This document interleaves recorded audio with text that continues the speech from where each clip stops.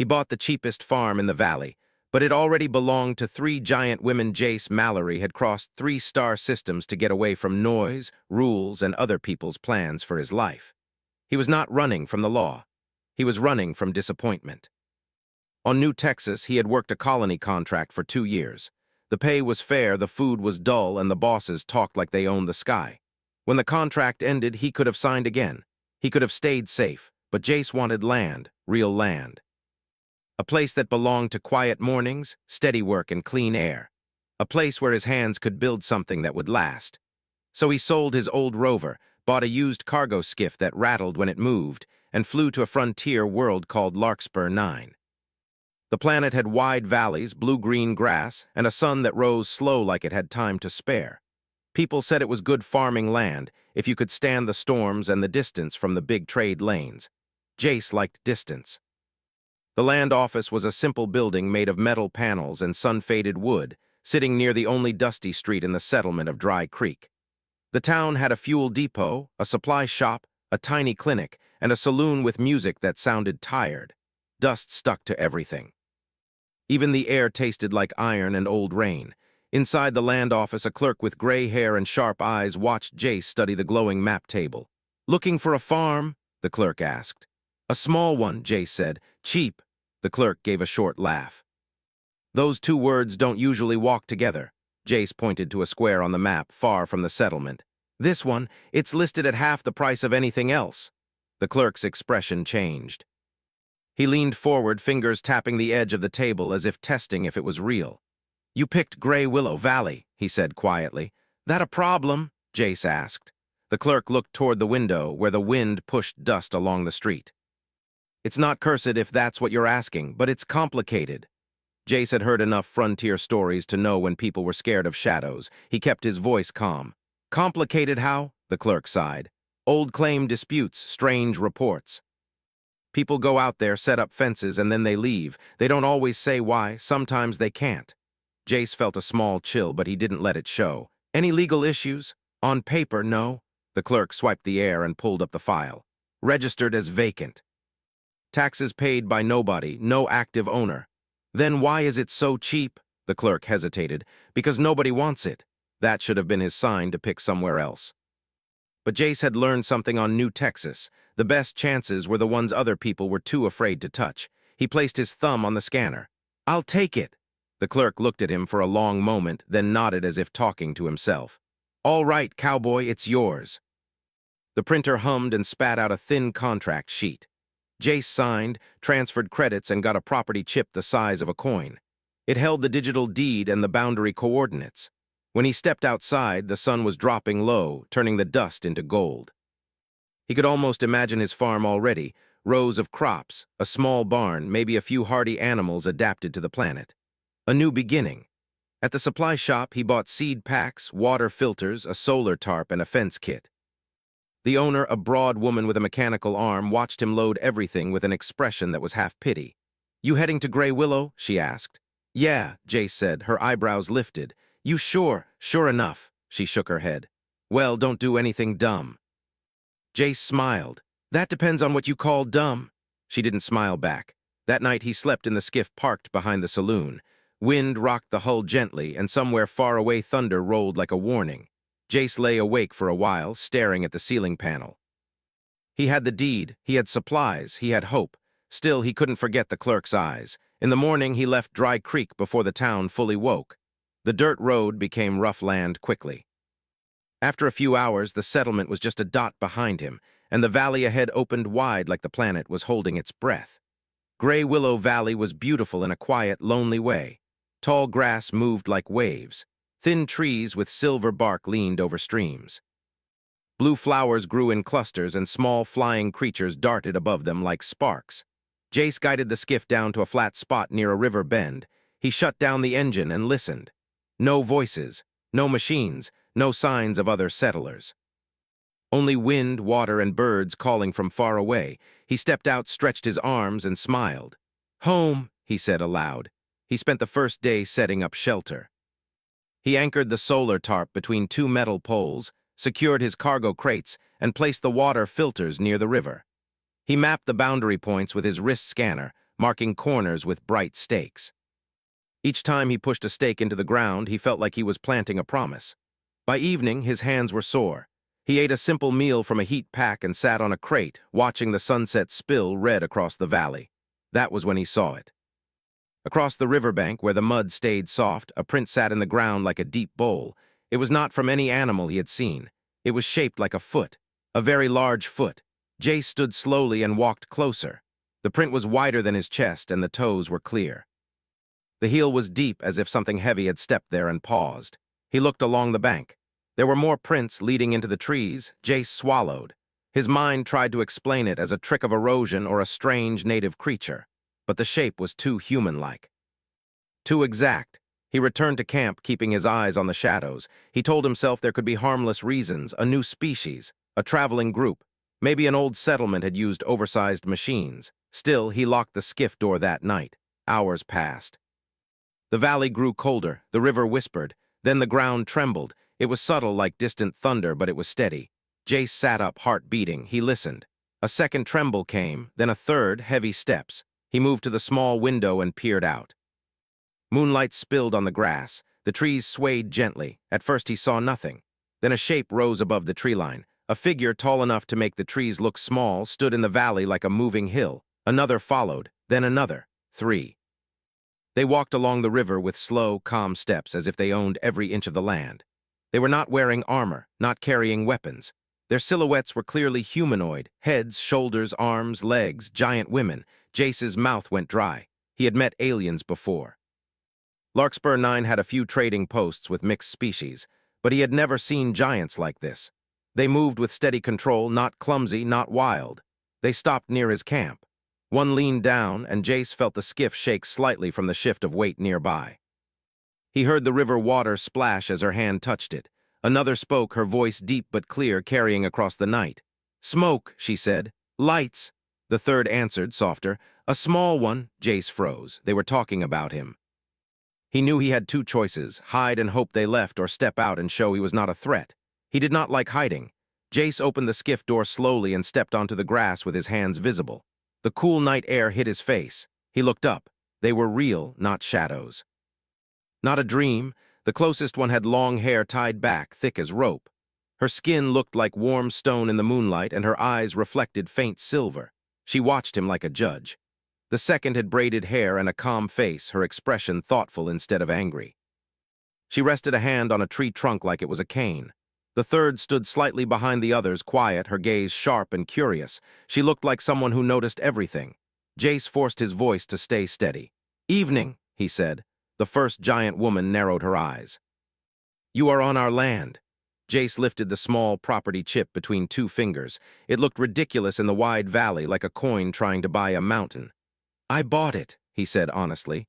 "From the Dry Creek office. I didn't know anyone lived here." The second giant woman stepped forward, her feet pressing deep into the earth. "Paper does not change truth," she said. Jace nodded. "I believe you, but I'm not here to fight. I just wanted a place to work. I won't harm the valley." The first giant's face remained hard. "Others said that." Jace looked at the prints in the soil, then back up at them. "And what happened to them?" The third giant woman finally spoke. Her voice was steady, almost gentle. "They tried to take. They did not ask." Jace felt a tightness in his chest. He understood that kind of story. People with power always thought they could grab what they wanted. He lowered the property chip. "Then let me ask," he said. "What do you want from me?" The giants exchanged glances. The second one bent closer, studying him. "Respect," she said. "Rules," the first added. "Proof." Jace swallowed and gave a small nod. "All right, tell me the rules, I'll follow them." The first giant woman straightened. "You may stay for now," she said, "but the valley watches, we watch. If you harm it, you leave." Jace took a slow breath, feeling equal parts fear and strange relief. "Fair," he said. The third giant woman tilted her head, still watching him like he was a puzzle. "Small one," she said quietly. "Why choose the cheapest land?" Jace looked at the river, then at the stars above the valley. "Because it was all I could afford," he said, "and because I wanted something real." For a moment, none of them spoke. The night felt very big. Then the second giant woman gave a small nod, as if she respected the answer. The first giant woman turned away. "We return at sunrise," she said. "Begin your proof." And with that, the three giant women stepped into the darkness, their massive footsteps fading into the valley like slow thunder. Jace stood alone under the stars, holding a tiny property chip in his hand. He had come here for a quiet life. Instead, he had just met the real owners of the land, and somehow he knew this was only the beginning. Soft light spread across the hills, turning the silver-barked trees pale gold. Jace woke before the sun fully rose, as he always did when starting something new. For a few seconds he forgot where he was. Then the memory returned, the giant women, their voices, the way the ground trembled when they walked. He sat up inside the skiff and listened. The valley was quiet again. Only birds and wind moved through the grass. Jace stepped outside, stretching his stiff muscles. The river flowed calmly, and the massive footprints he had seen the day before remained clear in the mud. They were not a dream. He took a deep breath. "All right," he muttered. "Proof." He didn't know exactly what the giants expected, but he understood one thing: actions mattered more than words. He began working immediately. First, he checked the water filters, making sure they did not damage the river ecosystem. He adjusted the intake flow so it would take only a small amount and return clean water back to the stream. Then he moved to the solar tarp, angling it carefully so it would collect energy without blocking too much sunlight from the plants below. Every choice he made, he imagined someone watching, because they probably were. After breakfast, he walked the land slowly, studying soil quality and natural growth patterns. The valley felt alive in a way other places did not. Plants grew in careful balance. Nothing seemed overused or broken. It felt protected. By midday, he started digging irrigation channels. Instead of cutting straight lines through the land, he followed the natural curves of the ground, guiding water gently instead of forcing it. Sweat ran down his face and his hands became dirty, but he worked steadily. A shadow crossed over him. Jace looked up. One of the giant women stood nearby, tall enough to block part of the sky. It was the quiet one, the third, who had watched him closely the night before. In daylight, her features were clearer. Her expression was calm but curious. He wiped his hands on his pants. "Morning," she tilted her head slightly. "You work early?" "Habit," he said, "and I figured someone might be checking." Her lips curved just a little, almost like a hidden smile. "We are." She crouched down carefully, her movements surprisingly gentle for someone so large. Her hand rested near the irrigation channel, but she did not touch it. "You follow the ground," she said. "Others cut straight lines." "Straight lines fight nature," Jace said simply. "Curves work with it." She studied him for a long moment, then nodded once. "I am Lyra." "Jace," he replied. Before he could say more, heavy steps approached from behind. The other two giants arrived, one with braided hair and thoughtful eyes, and the first one who had spoken with authority the night before. The leader crossed her arms. "You begin your proof," Jace gestured to the channel. "Trying to." The braided giant leaned closer, examining the soil. "He uses care," she said softly. The leader remained serious. "One day does not make trust." "I know," Jace said. "I don't expect quick trust." The three giants exchanged glances in a silent conversation he could not understand. Finally, the braided one spoke. "I am Mara," she said, then she nodded toward the leader. "And she is Kayla." Kayla's gaze stayed sharp. "The valley is not empty land," she said. "We protect it." "Long before your people came." Jace nodded respectfully. "I believe that." "Many humans did not believe," Kayla continued. "They brought machines that scarred the soil." "I'm not them," Jace said quietly. Kayla's eyes searched his face as if weighing truth against experience. Mara stepped forward slightly. "Show us your plans." Jace pulled up a holographic map from his wrist scanner. Small glowing lines appeared, showing where he wanted to plant crops, place fences, and build a shelter. Lyra leaned closer, fascinated by the small, moving images. Mara asked careful questions about water flow and seasonal storms. Even Kayla watched closely. After a while, Mara nodded approvingly. "You leave space for native growth." "Yeah," Jace said. "Monoculture farming kills land, diversity keeps it strong." Lyra glanced at Kayla. "He understands balance."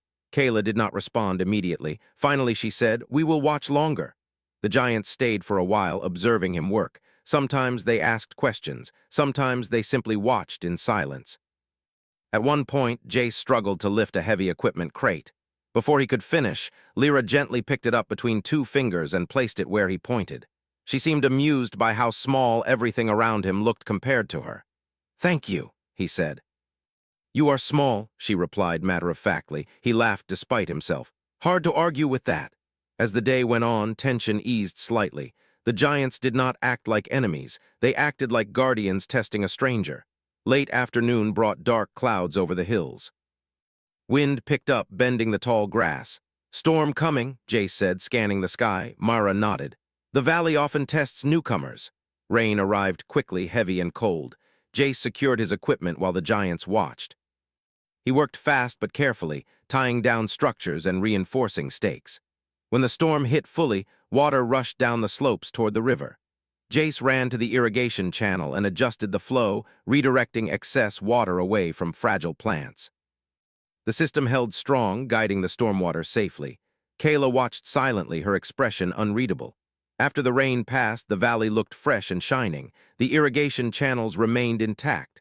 No soil had washed away. Mara spoke first. "He learns fast."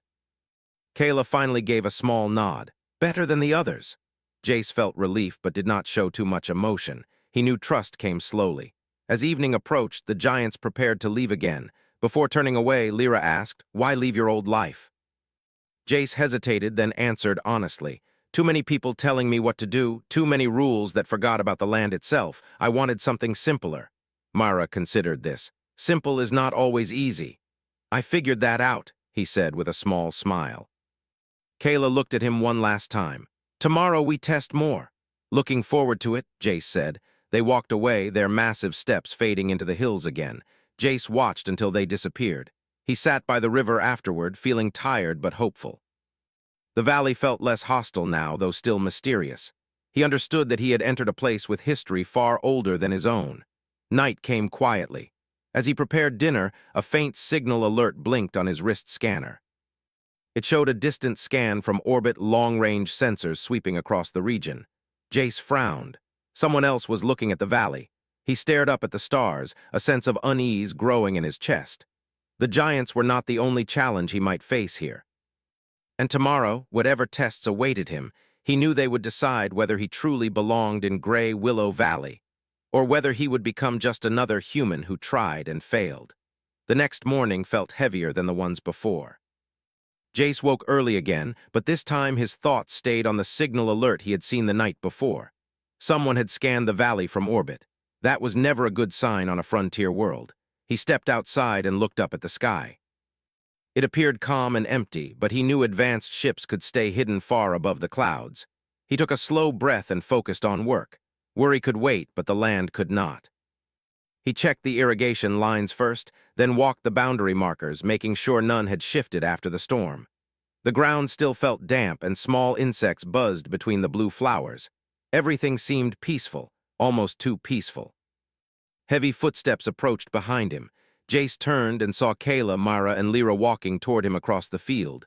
Morning light reflected from their hair, and their shadows stretched long across the grass. "You work before sunrise again?" Mara said gently. "Helps me think," Jace replied. Kayla's gaze moved to his wrist scanner. "You sensed something last night," Jace blinked. "You noticed?" "We watch the sky," Kayla said. "Always," Jace nodded slowly. "Long-range scan could be nothing, could be someone looking for resources." The giants exchanged glances. Lyra's curious expression faded slightly. "They return again," Kayla said quietly. "Who?" Jace asked. "Those who dig and take," Mara answered. "Machines, noise, smoke." Jace felt a tight knot form in his chest. "Mining companies," Kayla nodded once. "Many cycles ago they came, we drove them away." "How?" Jace asked. Kayla's eyes hardened. "By standing." Jace believed her. He looked around the valley, imagining giant machines tearing through the soil, cutting the river, destroying everything he had just begun to build. The thought made him uncomfortable.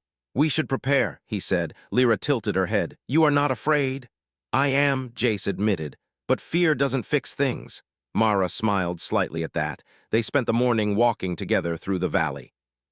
The giants showed him places he had not seen, hidden groves where rare plants grew, ancient stone markers that blended into the hills, and areas where the ground felt different underfoot. "This place holds memory," Mara said. "Our people lived here long before the stars carried humans." Jace listened carefully. He realized the valley was more than farmland. It was history, culture, home.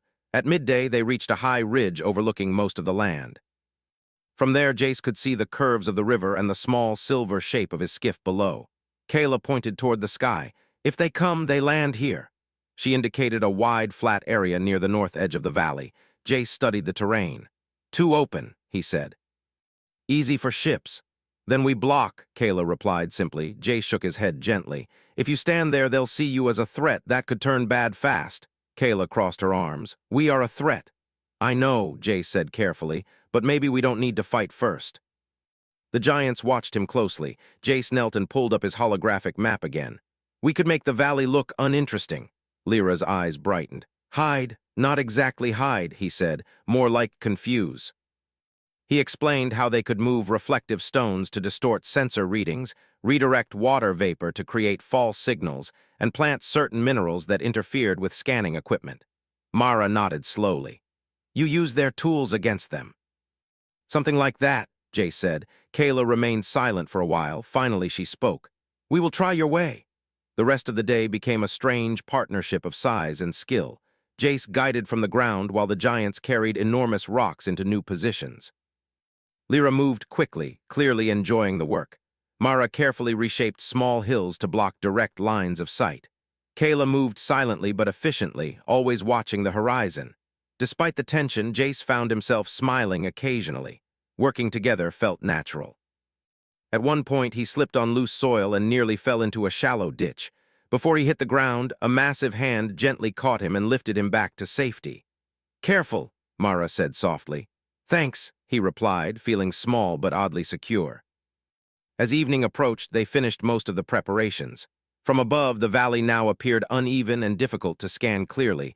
Jace wiped sweat from his forehead. Not perfect, but it might slow them down. Kayla nodded. Good work. The words surprised him. Praise from her felt rare. They returned toward the river together, moving through tall grass that brushed against Jace's shoulders but barely touched the giant's knees. Why help us? Lyra asked suddenly. Jace thought for a moment. Because this place matters to you, he said. And it's starting to matter to me too. Mara glanced at him with warm eyes. You speak like one of us. Kayla looked away toward the horizon, but Jace thought he saw a small hint of approval in her expression. Night came again, darker than before. Clouds covered many of the stars. Jace sat outside his camp with a small fire, reviewing sensor readings. The giants rested nearby, their silhouettes like mountains against the sky. Suddenly, his scanner beeped sharply. He looked down. A ship had entered low orbit. His heart raced. They're here, he said. Kayla stood immediately, her posture changing from calm to ready. Mara and Lyra followed. A distant hum filled the air, faint at first, then growing louder. Lights appeared in the sky, moving slowly downward like falling stars. Jace felt fear rise inside him, but he stayed steady. Remember, he said, we wait, no sudden moves. Kayla's jaw tightened, but she nodded. The lights grew brighter.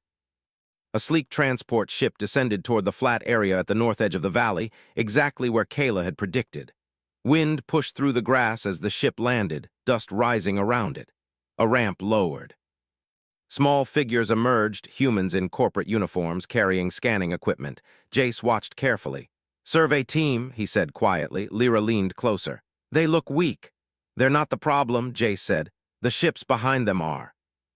The surveyors spread out, activating sensors. Their devices flickered and buzzed, clearly struggling to read the terrain. One of them spoke loudly, frustration in his voice.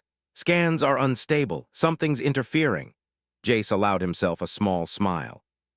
But then another ship appeared in the sky, larger, heavier. His smile faded. That's not just a survey team, he whispered. Kayla's eyes hardened. They came to take. The giant stood silently beside him as the larger ship descended slowly, casting a massive shadow over the valley. Jace realized this moment would decide everything. If they failed, the valley would be lost. And for the first time since arriving, he felt truly afraid not for himself, but for the land and the giants who had trusted him enough to try his way. He took a deep breath. Stay calm, he said quietly. We're not done yet. The larger ship settled slowly into the valley like a heavy storm cloud. Wind pushed across the grass as engines powered down, and dust rolled through the air in long waves. Jace stood near the river with Kayla, Mara, and Lyra beside him. Even though they were giants, he could feel their tension. Their bodies were still but ready. The ramp of the second ship opened. Several more humans stepped out, wearing darker uniforms than the survey team. Their movements were confident, controlled. One of them carried a tablet glowing with maps and data. Jace felt a familiar frustration in his chest. He had seen people like this before, people who believed paperwork meant ownership, even when the land itself disagreed. "They brought authority," Mara said quietly. "Or at least they think they did," Jace replied. The survey team gathered near the newcomers, speaking quickly. Jace could not hear the words from this distance, but he saw their confusion as they checked their scanners again and again. "Your plan works," Lyra whispered. "For now," Jace said, "but they won't give up easily." Kayla's gaze stayed locked on the ships. "We could drive them away." "I know," Jace said gently, "but if we do that first, they'll come back with more ships." Kayla did not argue, but her jaw tightened. After a few minutes, one of the corporate representatives pointed toward Jace's camp. The group began walking slowly in that direction. "They're coming," Mara said. Jace nodded. "Let me talk." Kayla frowned. "Alone? I need to try," he said. "Trust me." The giants exchanged uncertain looks but remained where they were. Jace walked forward through the tall grass until he stood halfway between his camp and the approaching group. The corporate leader stopped several steps away. He was a tall man with gray hair and a calm smile that did not reach his eyes. "You must be the registered landholder," the man said. "Jace Mallory," Jace replied. "I am Director Hale," the man said. "We represent Stellar Harvest Industries. Our scans suggest this valley contains valuable mineral deposits." Jace nodded slowly. "Your scans must be confusing you." Hale glanced at his tablet. "There appears to be unusual interference." "Strange," Jace said calmly. Hale's smile grew thin. "We intend to conduct further testing." Jace folded his arms. "This land is privately owned." Hale raised an eyebrow. "Your claim is valid, yes, but planetary resource laws allow extraction under certain conditions." Jace felt anger rise, but he kept his voice steady. "And what conditions are those?" "Economic benefit to the colony," Hale said smoothly. "We compensate landholders generously." Jace looked back toward the giants standing near the river. They watched silently, their massive forms impossible to ignore. Hale followed his gaze and finally noticed them. His calm expression cracked slightly. "What are they?" Hale asked. "Residents," Jace said. Kayla stepped forward slowly, making the ground tremble just enough to remind everyone of her presence. Mara and Lyra followed beside her. The corporate team froze. Kayla's voice carried across the valley. "This land is protected." Hale swallowed but quickly recovered his professional tone. "We were not informed of indigenous inhabitants." "That's because nobody asked," Jace said quietly. Hale studied the giants carefully, calculating. "Even so, resource rights are complex." Jace stepped closer, lowering his voice but keeping it firm. "You're looking at this like numbers on a chart. This valley is alive. It's not just a mine." Hale sighed. "Mr. Mallory, progress requires sacrifice." Jace shook his head. "Not this time." Mara spoke next, her voice calm but strong. "We lived here long before your ships." Lyra added softly, "We will not leave." Hale hesitated, clearly reconsidering his approach. He looked back at his team, then at the interfering sensor readings on his tablet. "If extraction proves inefficient," he said slowly, "our interest may change." Jace understood what he meant. If the valley looked worthless, they might leave. He took a risk. "You've already seen the data," Jace said. "Your scans don't work here. The terrain is unstable. The mineral signatures are inconsistent." Hale frowned, checking his tablet again. Kayla stepped forward another pace, her shadow falling across the corporate group. "This place rejects harm." The combination of sensor confusion and the presence of 3 giant guardians clearly unsettled the team. One of the surveyors spoke nervously. "Director, readings are all over the place. We could waste weeks here." Hale hesitated longer this time. Jace stayed silent, letting doubt grow. Finally, Hale sighed. "We will withdraw for now. Further analysis will be conducted remotely." Jace nodded. "Safe travels." The corporate leader studied him carefully. "You're an unusual landholder, Mr. Mallory." "So I've been told," Jace replied. The team returned to their ships. Engines powered up again, sending wind rushing across the valley. Jace held his breath until the ships lifted into the sky and disappeared beyond the clouds. Only then did he relax. "They're gone," Lyra said, sounding amazed. "For now," Jace said, "but that might be enough." Kayla looked at him, something softer in her eyes than before. "Your way worked," he smiled slightly. "Your presence helped." They returned to the river together. The valley felt calm again, as if it had survived a storm. Mara sat beside him, careful not to disturb the ground too much. "You did not claim the land as yours alone," she said. Jace shrugged. "Ownership doesn't mean control, not to me." Kayla studied him quietly. "Why give up power? Because I didn't come here to rule," he said. "I came to belong somewhere." The words hung in the air. After a long silence, Kayla nodded slowly. "Then you belong." Lyra smiled openly for the first time. "A small guardian," Jace laughed softly. "I'll take that title." Over the next weeks, the valley changed. Jace continued building his farm, but now the giants worked alongside him. They created terraces together, planted crops suited to the planet, and shared stories during quiet evenings. Travelers occasionally passed through, hearing rumors of a peaceful valley where humans and giants lived side by side. Some stayed to help, drawn by the sense of balance. One evening, as the sun set behind the hills, Jace stood with Kayla, Mara, and Lyra overlooking the fields. "This started as the cheapest land I could find," he said. Kayla shook her head gently. "It was never cheap, only misunderstood." Jace smiled at that. The valley stretched below them, green, alive, and protected not by ownership or fear, but by trust. He had come searching for a quiet life. Instead, he found something better. A home shared between worlds, where a human cowboy and 3 giant guardians watched over the future together, proving that strength did not always come from size or power. Sometimes it came from choosing respect over control.